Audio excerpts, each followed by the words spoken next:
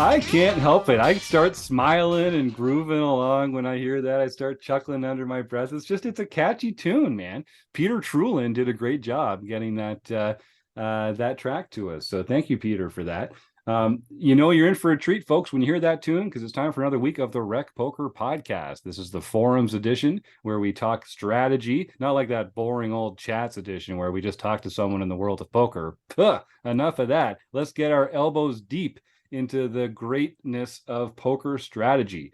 We couldn't do it without our amazing sponsors, Mark Bershon at Website Amp and the Running Aces Hotel, Racetrack, and Casino. And we couldn't do it without our premium members. If you don't know what's happening here at Rec Poker, we're a very enthusiastic group of amateur poker fans. We learn together, we coach together, we study together, we celebrate each other's victories, we commiserate each other's losses. It's a great community for folks that want to get more involved with the world of poker and sort of advance along their own poker journey. Most of what we do is free. We're a largely volunteer-based organization. You can go to rec.poker and sign up for a free account right now. All it takes is an email address and a smile, but both are mandatory. And we do depend on our premium members to keep everything going over here. It's $15 a month. Doesn't sound like a lot to you, I hope, but to us, it makes a big difference. And one of the perks of your premium membership, along with access to our training sessions, strategy videos, some of our social events, learning with the pros directly, access to other websites, training materials as well. One of the perks is joining the show here on the Forums edition of the podcast. And so I'm very pleased to have Eric Anderson back on the show. Regular listeners will recognize Eric. He's a prolific poster in the forums. He's been on the podcast several times. And I always look forward to cracking that head open and seeing what's going on in that poker brain of his.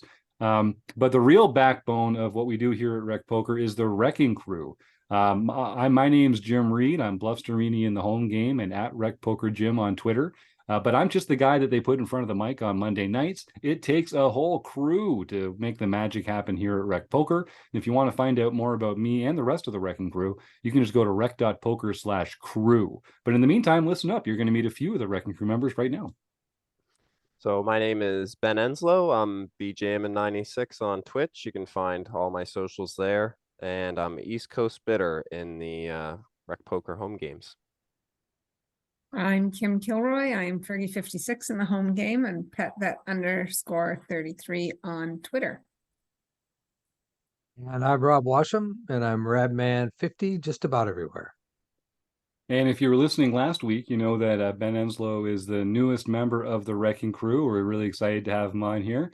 Ben, I don't think we did a very good job of actually shouting out exactly where folks can find your Twitch handle. So if they go to twitch.tv/bjammin, is that where all the magic happens? Yep. That's we play the home game. So I've been playing the internationals every Saturday. So you can catch me there, 10 a.m. my time, Atlantic Standard is when we start there. Usually we start a little earlier, and that's for sure. I'm usually always in there. So if you want to catch me live, definitely check me out on Saturdays. So there you go. And that's Bjammin, Bejamin, like Benjamin, but without the N. Without the N, yeah. And lots of people call me Benjamin. So it's but like I say to Jim, when I hear Benjamin, I'm like looking for my mom. Nice. Yeah, that's right. Shout out to my mom. When I hear James, I always start getting a little worried for the same reason there. Well, right on, Ben. Welcome back to the show, and I'm excited to see what the future has in store for you here on the Wrecking Crew. So, speaking of people joining, we're going to be looking at a post here by a new member who goes by Buchr, Buchr, and this is about being dragged into a bad situation in a 9-person triple up tourney. So this is Butcher's first post, and I really I can just tell already they've got a bright future in front of them in the world of poker. They've got a very humble, learning-based mindset. They know that they've got some things to learn, but they're thinking about the right things. And I really think that once they spend a little time studying the stuff that we're going to be working on here at Rec Poker, I really think they've got a really high ceiling just based on the way that they talk about this post here. So first of all, like I say, you don't have to be a premium member to come post in the forums here. Get a free community account and dive in. Be like Buchr and share a spot where you think you made some mistakes and you want to know how to do it better. You want to know how to be thinking about poker better. You have to make yourself vulnerable by sharing your mistakes if you want to learn how to get better. That's the only way to do it. So congratulations, Buchr, on taking the first step in a great poker journey here. So Buchr knows to flatter us a little, butter us up right off the beginning. Says, been listening to the pod for about 3 months, really enjoy the hand analysis. Hearing people discuss hands in such detail is helping me be more thoughtful at the table. Yeah, exactly. Thank you. And that's the reason why we're doing it. So this is a interesting format of a tournament that Buchr's playing. This is a 9-person triple up tourney. So if folks that have as much gray in their beard as I do will remember the old double or nothing tournaments that used to be very popular. And this was just a straight up 10 people entered, 5 people left, and you left with twice your buy-in minus the rake. And that was all there was to it. It didn't matter. It was almost like a satellite tournament to get that 5th spot, because the person with all the chips got the same double up prize as the person who just got the 5th place number of chips. So the number of chips don't matter. It's just getting through to that double up. In this one, it's a 9-player triple up tourney. So 3 players are going to win, and they're going to each triple their buy-in, again, minus the rake. So that's the format. I know they've started doing several years ago in the double or nothing tournaments, they started adjusting the payouts to reflect your stack size at the time of the tournament ending, which had a really interesting effect, because that changed it from being a very flat payout structure where 1 through 5 get the same prize, to making the more chips you get, the bigger your prize would be. So it really kind of changes the incentives in the structure. Based on the write-up here, this is a triple up tourney on Ignition, and it looks like this is just a straight up triple up. There is no graduated prize pool according to how big your stack is. So one of the things that we're going to notice in the responses is that really does change how you should be approaching this tournament. Because if the prize for first is the same as the prize for third, it's closer to a satellite tournament than you might conventionally think a 9-player tournament might be. It's really important that you get into that top 3, but it's not that important whether you're third, second, or first. And I think we'll see that changes some of the math as we see how the hand unfolds here. So it's a quick game, starting with starting stacks of 75 big blinds. And I'm not sure what the time is for the blinds going up, but I believe that it is a quick game. 10 minutes in, I'm dealt, and this is Buchr talking, dealt 7-7 on the button with 7 players remaining and a stack of 43 big blinds. Everyone is pretty even stacked except for the small blind, who's knocked out 2 players early. So there's some information already that we can start to work with here. So for one thing, Buchr is saying, if I can just hold on till third, I triple up. And that is kind of the approach that you should be taking here.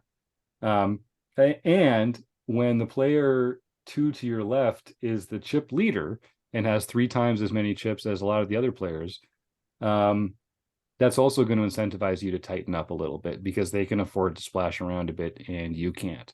So you should be kind of taking the less volatile line with some of those marginal hands that you might consider getting involved with. So we're dealt 7-7. Action folds around to the cutoff, and we're in the button. The cutoff opens to 4 big blinds. Now, this is the first decision point in the hand, obviously. It's the first time that we're being given the opportunity to act. Buchr says right off the bat here, I raised to 13 big blinds, looking to sweep up the blinds and the 4 big blind raise initially, thinking I will shove against another raise, since my pocket 7s is a flip against a lot of hands. So let's just talk about that a little bit here. So we've got 3 options at any time. We can fold, we can call, or we can raise. And if we're going to raise, we can talk about the size that we're going to raise to here. We've had one new piece of information, which is that the person that opened to 4 big blinds. I would love to know if that was their typical opening size, or if this, I mean, it's only been 10 minutes. I don't know how many chances they've had to open yet. But to me, when someone opens to 4 big blinds in a tournament, that indicates to me that they have a stronger range than typical. Is that, does the rest of the panel, is that consistent with your thoughts on that? Yeah, for the most part, in these sort of lower buy-in tournaments, I think that that's a valid point. That most of the time they got a hand that they're trying to get folds or called by not a whole bunch of calls. They just want a bigger hand, more value, bigger raise.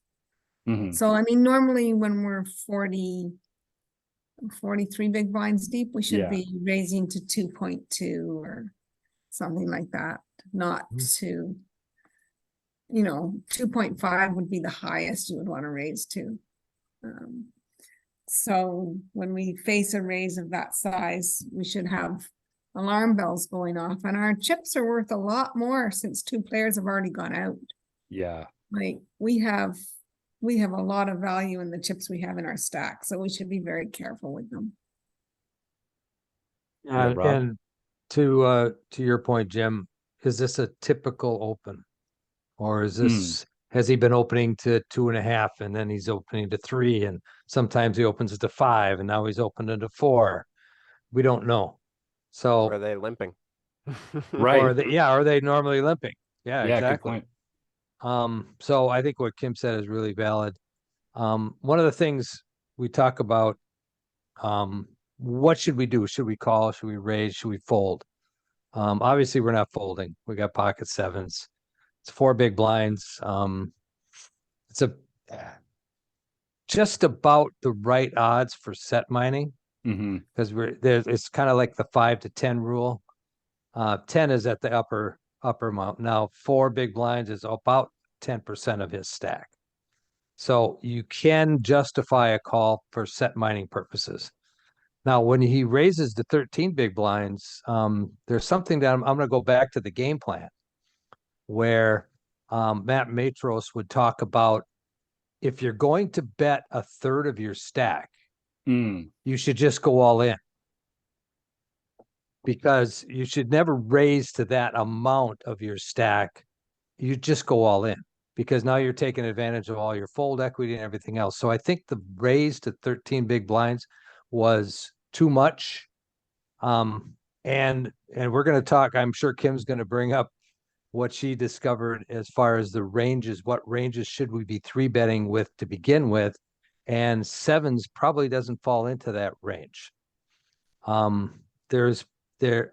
talked about, before we went live here, we talked about what those ranges are. And so maybe Kim could expand on that a little bit, because 7s is not the kind of hand that you want to 3-bet in this spot. And I'll just say that, Kim's our solver technician here on the crew, and the solver won't know that you're in a 9-person triple up tournament. So we should probably be even tighter than the solver would suggest. But that being said, Kim, you had a chance to look at this in Odin, is that right? No, I was looking at it in Floptimal actually. Floptimal. Sorry. Because this is pre-flop action we're talking about here. But I want to say that the solvers don't use a 4 big blind opening range. Oh, good point. So the solvers would be using the smaller opening range. So our 3-betting needs to even get tighter. But when we want to 3-bet and the raise is big, we can 3-bet smaller. So we can 3-bet, if we had aces here, we can 3-bet smaller, ace king, like hands that we do want to 3-bet. Because the pot's already getting bloated by the 4 big blind opening, we can now make it 9 big blinds. Yeah. Or even 10. We don't have to go, we can just go 2.5 times their open. We don't have to go to this over 3 times their open, virtually committing our stack. to this. We can go to 9 and now we have the opportunity to fold to a jam. Pre-flop. I was The gonna sevens say, are not gonna. Yeah, well, I was just ahead. wondering, like if we're in the small blind, would we make it bigger then as opposed to if us being on the button, like if we were to 3-bet? I think probably the Would that range of make a hands that we'd difference? choose to 3-bet would go bigger being out of position. I think Yeah. that's a good general rule. Yeah. Yep. Yeah. We're gonna be a little tighter too, than Yeah, we would yeah. be from the button. right. Yeah. So the solvers don't want us raising really until we get to 10s. Or Pocket even 10s? jacks. Yeah. Yep. They don't mind a raise with 7s sometimes versus some opponents, like they say 20% of the time, but it's gonna be versus a 2 or 2.2 big blind open Right. against a 4 big blind open. So I think probably in solver land, this is always a call. And I actually don't mind a fold here to a 4 big blind open. Mm-hmm. Yeah. Mm-hmm. I mean, we do have the button. I would definitely be more inclined to fold this in the small blind. Yeah. I would definitely call it in the big blind because it's costing me less. Yeah. But I don't mind a fold here because of the 4 big blind open and the fact that our chips have so much value right now because of the 2 players already knocked out. Yes. I think that makes a lot of sense. And because, as we talk about it more, because it's closer to a satellite structure, you can turn down some of those hands and just play it tighter and let other players, especially, and this is a $3 tournament, so there's going to be players here that are prone to make errors, ICM errors, because it's a hard thing to study. And I think, I think this is actually an example of one of those errors, to be honest with you, taking a hand that we might choose to 3-bet under other circumstances. And in this dynamic, in this tournament structure with the big stack player to our left, all that kind of tells me that this should be a call instead. And I don't disagree with you, Kim, about having a fold in here at some frequency, but when I'm holding a pocket pair, I actually don't mind if the opponent has a very strong range because I'm basically set mining. So nothing would make me happier than for them to end up with one very strong pair, and then lose to my set. I don't mind that as much. Then if I was Right. holding like 7-8 or something like that, then I might be more Yeah, inclined to let go. but to Rob's point, we're barely getting the odds to set mine. Yes, that's true. And maybe not even getting them to set mine. Yes. here. Yes. So Right. And I mean, I don't mind a raise here if this person always opens 4 big blinds and has been opening a lot. Yeah. And that they've been open and folding to 3 bets Mhm. sometimes, Mhm. yeah. right? Because now if we 3-bet to a smaller size like 9 or even 10, we can't, and they shove or they re-raise us, we can still get away from the hand because we haven't committed our stack now. Yep. So Yeah, that's kind of what I was gonna get at too. I was kind of wondering, like, it almost reminds me of somebody like limping, like if they were limping all the time and then all of a sudden, they raised to 4 big blinds and they have a wide range between their VPIP and their raising. Like if they're 40 and 20 even, then it's like, even over a short sample size, if they're just constantly limping and then all of a sudden 4 big blinds, I'm definitely just folding 7s on the button. Yep. I think that makes a lot of sense. So I'd like to mention about on the pre-flop, he mentions he 3-bets and plans on 5-betting all in because he thinks he's flipping. Yeah. It's I kind of gambling, and he says he thinks he's flipping. Well, he is flipping with ace king, ace queen, and that. But you got to think about what they're 3-betting with, and if they're 3-betting with pairs, which are probably bigger pairs than yours, you only got 19%. You're only winning 1 out of 5 times. yeah. So you're not I really think that's flipping. Yeah, I think that's right. I think that's a trap that a lot of new players and even some of us more seasoned players fall into, and that's putting our opponents on a hand we want them to have. Mm. Well, they always have ace king, don't they? Yeah. We always have jacks. I know my our biggest decisions. mistake. My biggest Yeah, we mistake always is make always her to putting them on the hand I would play. Yeah, projecting. Yeah, totally. Yep. Yeah, it's like making, like he's saying, he thinks they're gonna have this hand more often. It's because he wants them to have that hand and wants to be flipping. But and Yeah, I and think it's a trap that a lot of us fall into, and we've got to be very careful about that. and it's also true that, our opponents, their starting hands, they're going to have a lot more combos of unpaired hands than paired hands. There's just a lot more combos of unpaired hands out there. But the hands that take the line of 4-bet cold or open and then 4-bet, that's a pretty tight range. That range, it has some unpaired hands in it, like ace king and ace queen. But if it really only has, nines plus or something, and the really best aces, then as Rob puts it, you're not flipping against that range. You're flipping against half the range, and the other half has you completely dominated. So it's you don't have as much equity as you think. You're definitely not flipping against the range. Although it's true what Buchr says here, you're flipping against a lot of hands. It's just those hands don't make up the majority of the player's range at this point. So they do get a good. Let's also please. keep in mind what Kim mentioned earlier, that your chips are worth more now than a normal chip EV situation, because 2 players have already been eliminated. So now your stack is worth more than just a straight chip to chip value. So a lot of the odds and equities that you need are now going up. You need more equity than you needed before. Yeah. So there's a couple, and I love just the way that Buchr's written this handout, because you can tell what they're struggling with, and why they're sharing this with the rest of us. So they're saying originally they raised to 13 thinking that they'll shove a re-raise since my 7-7's a flip against a lot of hands. And then the next line is how it folds back around after that to the cutoff. They do re-raise, and Buchr says, I realize I hate this spot. And this is the spot that you had mentioned earlier that you were going to re-raise into, because you're flipping against a lot of their hands. And I think now that you're in the spot, Buchr, you kind of see, oh, wait, actually, I don't really like this spot as much as I thought I did.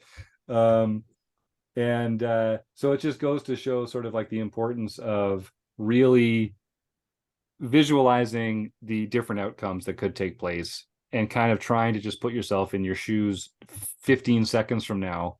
And like I used to, honestly, I had to take my hand off the mouse before I would tell myself, like, okay, I'm going to do this, I'm going to raise, and then this is what I'm going to do when they raise me back, or this is what I'm going to do. I'm going to check, but this is what I'm going to do if they make a bet. Like, I wouldn't allow myself to just click anything until I thought about what the next action was going to be. Because you get into this spot where you're like, oh, I've got pocket sevens, I'm racing against all their unpaired hands, let's go raise, and then they do raise, and you're like, oh. And poker's a lot like chess in that way. You always want to think at least 2 moves ahead. Right. And Yes. I have made it a habit that I'm never calling, or I'm never checking. I'm check calling, I'm check folding, or I'm check raising. I love and that. I'm also putting a number on it. I'm check calling a third pot, I'm check calling a half pot. Yep. Before I check, I know what I'm doing on the next. And That's hopefully I've predicted what one of those decisions are. They usually pot it, and then I don't know what to do. But yeah, that's right. And it's not like you have to have the whole hand figured out, but just if you can take some of the more common actions into account and just say, what am I going to do if I get raised? That's a pretty good thing to be asking every time you consider betting. It's just like, what am I going to do if I get raised?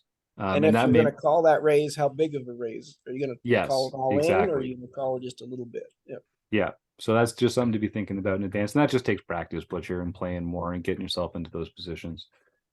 So their first question is, am I right that the raise to 13 was premature and too big with 3 opponents still in the hand? I think we all agree that it was overplaying your hand a little bit. I think it's overplaying the strength of your hand to treat it like a value raise here in this dynamic, and that maybe you could size down a little bit. they say, my thinking at the time was a pair of sevens are too weak to go multi-way, so I want to isolate the cutoff. That's a good thing to be thinking about in poker generally.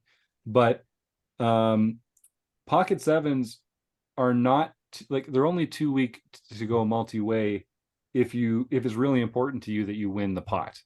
If what you're trying to do is just make a profitable set mining opportunity, then they're actually the perfect kind of hand to take multi-way.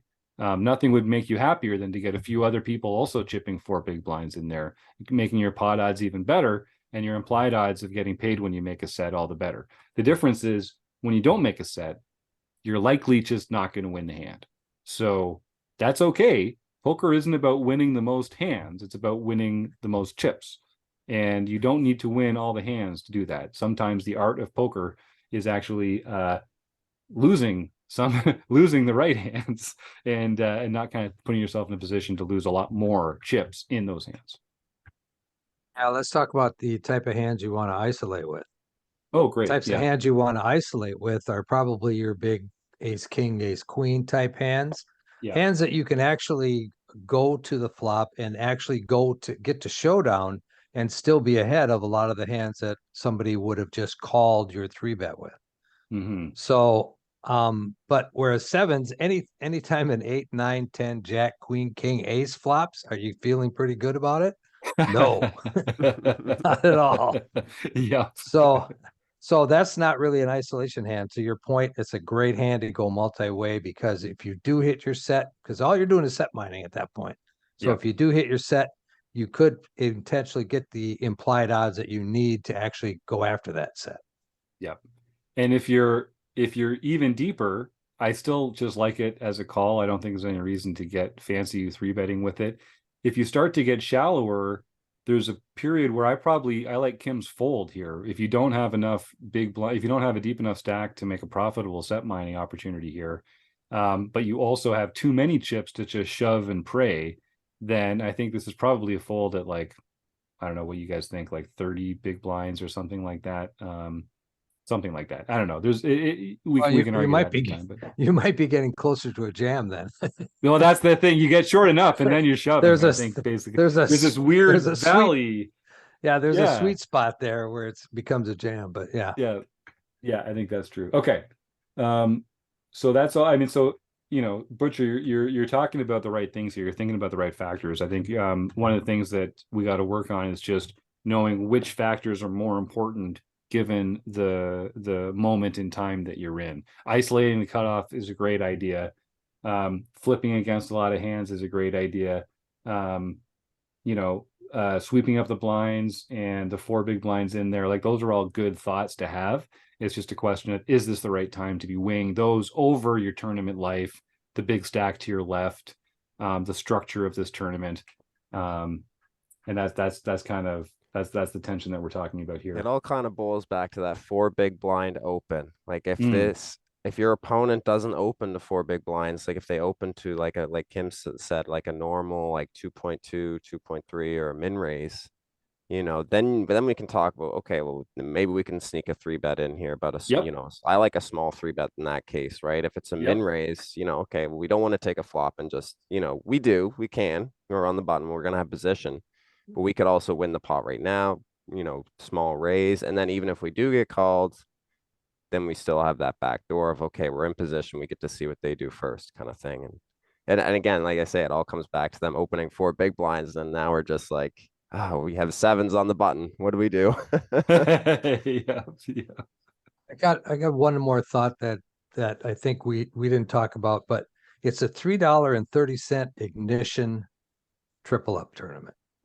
So now let's talk about the caliber of player that we're playing against. Yeah. Mm-hmm. How many of them are sophisticated enough to 4-bet us with a hand that 7s is flipping with? Right. Good point. There's only one hand that possibly could be, and that's ace king. The rest of that range is aces, kings, and queens. Yeah. I mean, you're right. Let's face it, at that level, there's not too many people that are going to be 4-betting with anything less than queens there. Yeah, not like this. They're not doing it with ace queen or ace jack or ace 10 or ace 9. Or They might sixes. call with those Or hands. sixes. Yeah. That's the Yeah, thing. they Like might call with those hands. Yeah. or they might be the kind of player that just blasts off with all sorts of ridiculous garbage because they don't understand. Like they could be an even worse player getting it in here with like 7-6 suited or, you know, ace 5 offsuit or something like that. Like we don't know, but we can't expect that without knowing something. You know, for me, that means they get the purple tag in Poker Tracker 4. I'm always looking for that purple tag. I want to sit next to anyone that's got that purple tag over in my games. But And the other thing- that's a really good point. Yeah. The other thing too is when they just raise us here, 4-bet us, and they don't go all in, to me, that's kind of a trap. Mm-hmm. Like Mhm. they're just trying to milk our money, milk our chips out of us. Yes.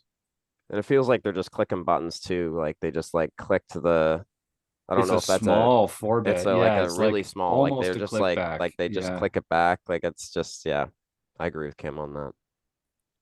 Yeah, that's a good point. This is they've chosen not to add fold equity to this. And I always, you know, I love adding fold equity to things. And like the only time I don't do it is when I've got like essentially a nutted hand where I don't need the fold equity in order to feel good about going forward with the hand. So that's a good point. If a player has an opportunity to make a shove and they don't, you know, what does that tell you about their hand? A little small click back like this, especially out of position. They're going to be playing out of position. They're like four bet clicking back. That is probably a pretty strong range. And as Rob says, the players in this player pool are likely to be weighted towards really big pairs, and those are not the kind of hands that you want to see when you've got a medium pair. So as played, we make the raise to 13. We get re-raised to 23. The next question from Buchr to wrap things up here. I've got what do we do now? I've got 30 big blinds remaining. I think there's still a chance a shove gets the cutoff off of ace X hands and some other premium non-pocket hands, so I shove. And this is interesting. No way. No. No way. So yeah, the crew Yeah, does not no. agree. But the other thing, and I feel this tension a lot in these forums posts sometimes, because what we're doing here is what you're saying is that you're eliminating all the hands in his range that you were flipping with. They're going to fold all those hands. So they're only going to continue with the pairs that are better than yours. So you're kind of creating a situation where they're only continuing with really strong hands, the kind of hands that have you crushed.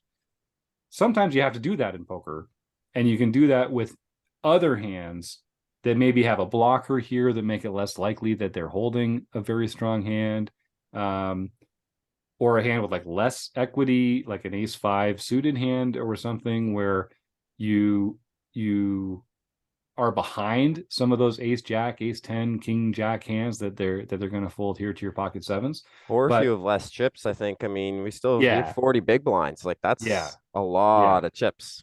A lot of yeah, chips. it's Even true. in a hyper, like, I mean, even if the blinds go up, you're still gonna have, 30, 25, 30. Yep. No, I think that's a good point. I So yeah, please. No, I was going to say, I think that sometimes if people have studied ranges at all or watch sort of higher level poker, like if these had been sort of more normal raise sizes, there's going to be some 4-bet bluffs in a good player's range to offset those really big hands. Yep. But in this level, there is not going to be any 4-bet bluffs, so we're never going to get a fold from a shove. When we 5-bet shove, Yeah. Yeah. they're not Yep. bluffing with any of Right. their range, the 4-bets, so there's nothing to fold. That's a good point. Right. Yeah. Right. Yeah, generally when we want to add fold equity to our shoves, we have to attack ranges that have hands that will fold in that range. So you don't want to be bluff shoving into ranges that don't have any folding hands in them. That's a really good point. Right, I and I agree. like your point too, where you said that we're folding out. I mean, in a normal scenario where these numbers were different and we do this, our thinking is wrong when we're folding out the hands that we're beating. Right. Getting called by the hands. That I like that, but also in this particular scenario with these particular numbers, this is never, they're never folding here. Yeah, because they're never bluffing here. Yeah, that's right. I want a raise of hands that everybody that has never projected the hand that you want your opponent to have. Who's never Yeah. done that? Yeah, right. No one's Oh, no one's God. raising their hand on that because No. we've all done it. We've all been there. You Yes. get to that spot and you go, well, I'm just sure he's got ace king here. I'm going to jam because it's going to be a flip. Yep. And you just project it and because you want it to be.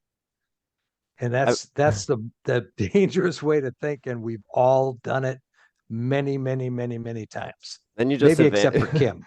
You advance Yeah. Well, I've done it. I've done it where lots of money's been on the line. So Yeah. and more on the call off side too. You look at all those masses of chips in the pot and you're looking at calling off with some crappy hand because they could have this one bluffing hand. Right. Exactly. They never do. They never do. What were you Well, gonna say, Ben?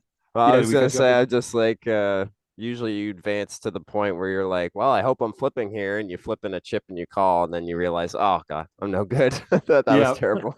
Yeah. You And go from, also, I hope they have ace king to just like, oh, well, hopefully we're flipping, and then you go, oh, no, we're not. yeah.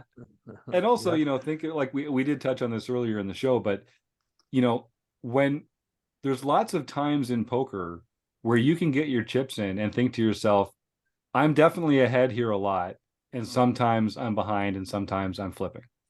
This isn't one of those times. Like, this is a time where you're saying, I'm never ahead. Like, I'm never really ahead. Maybe I'm flipping against some and I'm dominated the rest of the time. So flipping is well and good when it's like the bad spectrum, the bad part of the spectrum of the outcome available to you. But when flipping is like the good part of what's ahead of you, if you're like, hey, maybe luck will go my way and I'll be flipping, then that's not as good for you. Like, that's just you're not doing as well versus that range. If flipping is a good outcome, because you can find other spots to invest your chips where you're actually going to be ahead a lot, and flipping is like the bad outcome. It's on the bad side of the spectrum there. So I think we talk about like contorting ranges. The action here that you're taking, the sizing that you're using, you're kind of contorting your opponent's range to only contain very strong hands that have you beat at this point, and some that you're flipping against. But it doesn't seem like the panel feels like it's a worthwhile investment here in the same Why way. don't we tell the listeners what happens in this hand? Yeah, I think we're there. Good point, Kim. So so Buchr says, I still think there's a chance to get a shove gets the cutoff off of ace X hands and some other premium non-pocket hands, so I shove. They unfortunately turn over pocket queens, and the queens hold up, and we lose the tournament. It's not clear to me if we lost on that hand or if that just really knocked us down and we lost on another hand soon. But I think that is how it's going to go sometimes, for sure. And I think they kind of telegraphed the strength of their hand a little bit to us on this one, both by the large open pre-flop and then the simple presence of a 4-bet, as Kim says, at this stake. Between those two factors, you can kind of narrow their range down to some very premium hands. And then I think the panel here agrees that generally this plays better as just a call in the first place. Don't worry too much about playing heads up and isolating. I'd rather be 3-betting with a hand like ace queen offsuit here and calling with a hand like pocket sevens. Doesn't make it wrong. Kim even said there's a frequency at which you should do it every once in a while, but in the games that we're playing in a $3 triple up, with the incentives that are present, I think I would just take the passive line here and try and make a hand. Yeah, Talked one thing about- to think about, you're talking about the pocket sevens and the ace queen suited. Your pocket sevens are more than likely dominated. You have 2 outs. Yes. With your ace queen suited, you're still flipping against the pairs, but you have 6 outs. And Yep. And against the 4-bet, you're kind of just drawn to the ace with the 3 outs. But even drawing to 3 outs, like let's say you've got ace queen and they've got ace king, there's 3 queens that can help you. There's only 2 sevens that can help you. So you've actually added 50% of your outs when you're doing this with ace queen versus pocket sevens when you're behind. Obviously, pocket sevens is ahead of pocket kings or of ace king, but when you're behind, you only have 2 outs with a pocket pair, and you've got either 3 or 6 outs with an unpaired Broadway hand like that, which is a lot better, needless to say. And if they've got pocket jacks and you've got ace queen, I mean, that now you're cooking with what is it, cooking with gas down there, Rob? With gas, cooking with gas. So Butcher just asked, lastly, any opinions on 9-person triple up tournaments with a 75 big blind starting stack would be appreciated. A lot of the online discussion is about cash games or MTTs. I don't know what my approach should be and how it should change from early to late game. I play tight until mid game, contrary to the above, is what he says. I look for spots mid game to keep my stack alive, then wait for premium hands to shove late game, and hope to double up once or twice to build enough of a stack to ride out till third has been my strategy so far.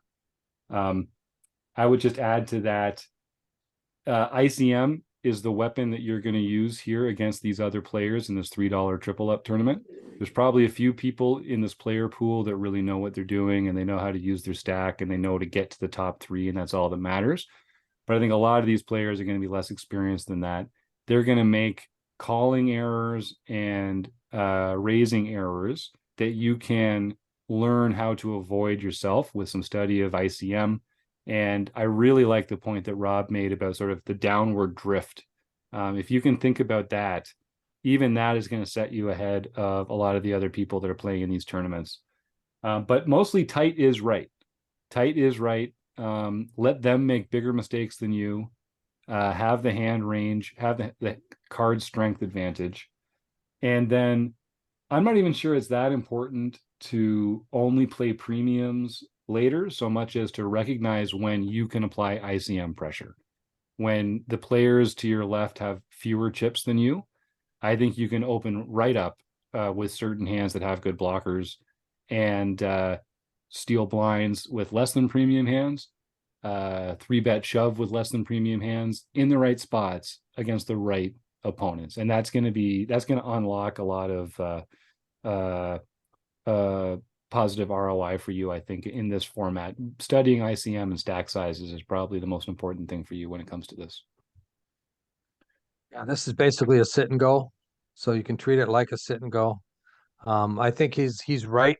Play tight at the beginning and then loosen it up a little bit and try to get those premiums and try to get put pressure on the other stacks. I think that's the general sit and go strategy. And then add a little satellite in there because there's not a 1, 2, 3. And then and like you say, using that ICM pressure to use a big chips. If you get that big chip stack, put a lot of pressure on your opponents to continue to build that. And I love the way that Butcher signs off here. It says, "This is the first time I've written out a hand before or interacted with the poker community online. Thanks to the vibe of the podcast and the posts I've been reading today, you inspired me to get involved. So thanks." And I just want to say thank you, Butcher. We've all posted, everyone here has posted their first forum post at one point. That's how we got here. It's by sharing the stuff that we're not sure about, asking questions that we can feel embarrassed about sometimes. Yeah, Rob? So when was the first time you ever put a post in a forum? I'll be honest with you guys.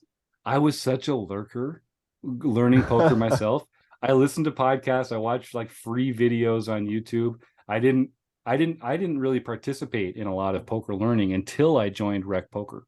Rec Poker was the first time that I got involved with other poker people that weren't just myself and my notebooks. God, I wish I'd done it earlier, man. I spent so many years like being a serious poker student on my own and like winning money and like being a pretty good poker player. But I just could have been so far ahead. I could have been so much further ahead if I had just started talking to other people about poker. I wish I'd posted my first forum post like 10 years earlier because you just get so much out of it. You wouldn't believe it's just so much better than trying to do it on your own. You say that, Rob. My first place that I posted was on Rec Poker, and this just this gives me like throwback to me like 3 years ago, right? So I just big shout out to Butcher for getting out there and putting it out there. Wow. I know that takes a lot of courage to okay, I messed this up. you know, what do you guys think? So, and I've been Mhm. there many a time, probably be there again. So Yeah. What then we'll about be you, here Rob? I to talk about it.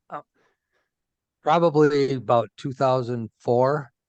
2+2 forums Two back plus before they two. got really bad. You know, Yep. they when they first came out, they were pretty good. Everybody was pretty friendly. Everybody was exchanging ideas, and then they got really hostile environment. So I quit going there. But Yeah. yeah, probably 2004, 2005, something like that is when I posted my first stupid hand history where I didn't know anything, didn't know what the hell I was doing.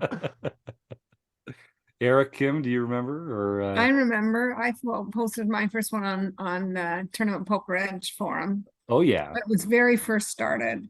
And Mm. Andrew Brokus answered my amazing. post. Yeah, to say how badly I played King. And my first one was here, and I was kind of like Kim. I was really surprised that somebody that actually was on the podcast actually answered my question. And I was like, holy cow, they're real. Yeah. There you go. But I do have All some right. advice. He asked about the format on the Yes. you kind of want to. It's easy with this 9-person because you'll have it figured out. I'm with a satellite, you kind of want to figure out how many chips you need to go out. Oh, good point. With this, you're at 30% of all the chips in play. So once you hit, I usually do about 80% of 30%. Once you get to about somewhere in there, that's when you don't want to go crazy anymore. You don't want to be trying to chip up. I mean, you can apply ICM pressure to people, but do it with good hands. You don't want to be getting below that 30%. If you're above it already and you're already in the money, because if you're above 30%, there's no way you don't have a ticket. You've already won.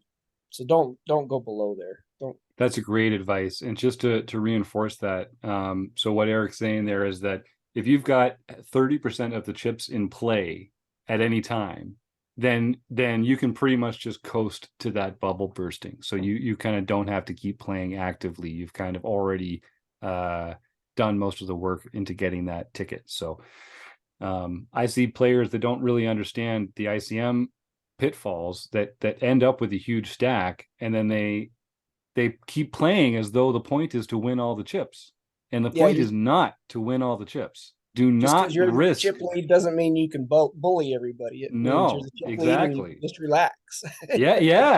Yeah. They can wake up with aces too, you know. So like the what do they call it on the breakdown, Ben? It's a ICM suicide, or is it ICM suicide, yeah. yeah, it's a catastrophe. Yeah.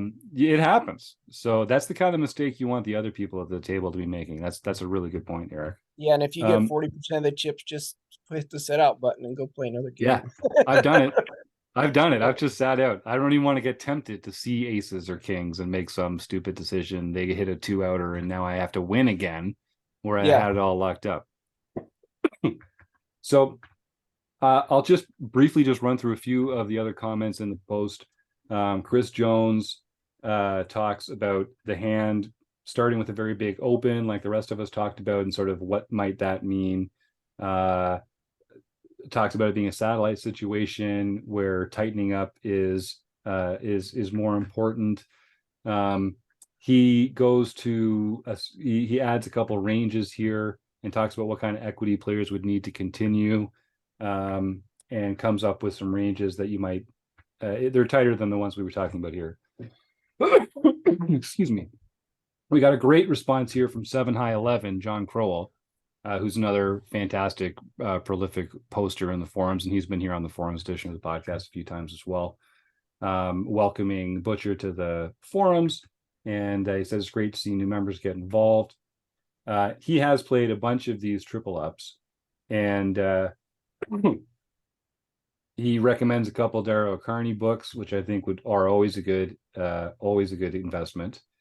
And then John talks about a few other spots here, again, dealing with different equities, different hand kinds, different hand types, and says, queens over sevens is just the way poker is sometimes, and that's absolutely true as well.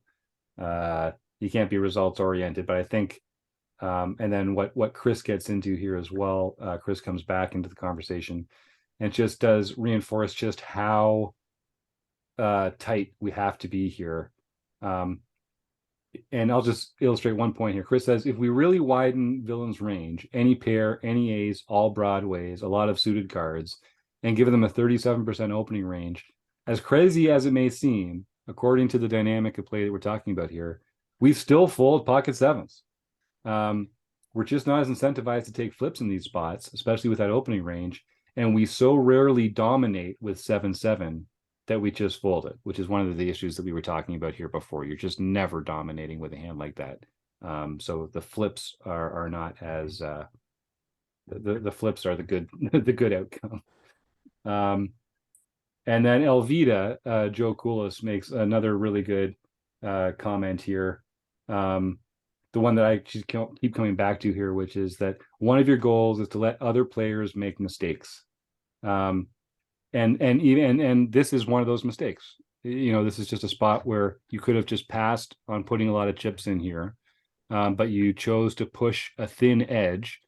And in this dynamic, that's just not as profitable a decision as when it is in a more typical tournament structure. So let the other players make those mistakes. And he says satellite play is a different animal from MTT with its own strategy, and recognizing just that fact will get you an edge on the table. So any parting thoughts for Buchr, our new Rec Poker community member who has a bright future in the world of poker, I think, based on what I've read today?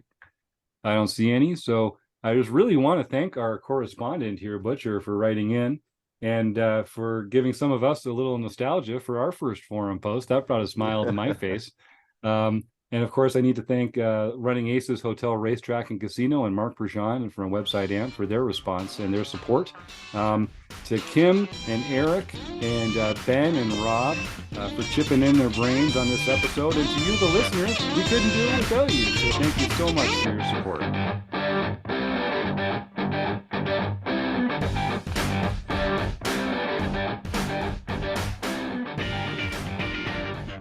I like Kim's. I like this one.